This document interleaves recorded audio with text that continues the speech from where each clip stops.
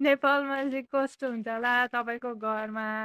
खेतीपाती हुन्छ कि गार्डन हुन्छ कि कस्तो ठाउँमा बस्नुहुन्छ कि अपार्टमेन्टमा बस्नुहुन्छ कि ठुलो घरमा बस्नुहुन्छ? यहाँ चाहिँ हामी नेदरल्यान्ड्समा छौँ होइन? नेदरल्यान्ड्समा चाहिँ प्राय एउटा परिवारको लागि घर बनाउँछन् होइन? घर बनाउँछन् यस्तो हुन्छ।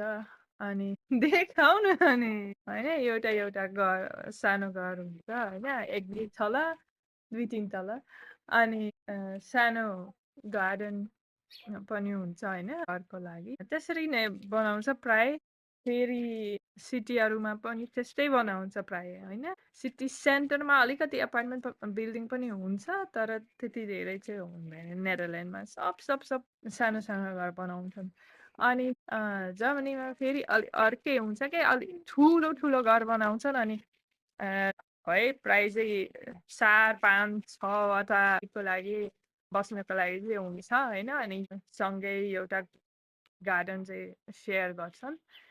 नत्र तल बस्ने मान्छेको लागि मात्रै गार्डन त्यो पनि हुनसक्छ ठुलो ठुलो घर हुन्छ अनि फार्म त्यस्तै हो अब नेपालमा कस्तो छ होला तपाईँको घरमा हाम्रो घर चाहिँ नेपालमा ठुलो हुन्छ होइन घर जग्गा त धेरै छ थुप्रो छ खेतीपाती पनि हुन्छ अनि त्यस्तै हो भात पनि रोप्छन् चामल पनि रोप्छन् होइन अनि यहाँ मकै पनि रोप्छन् खै तपाईँको घरमा के रोप्नुहुन्छ होला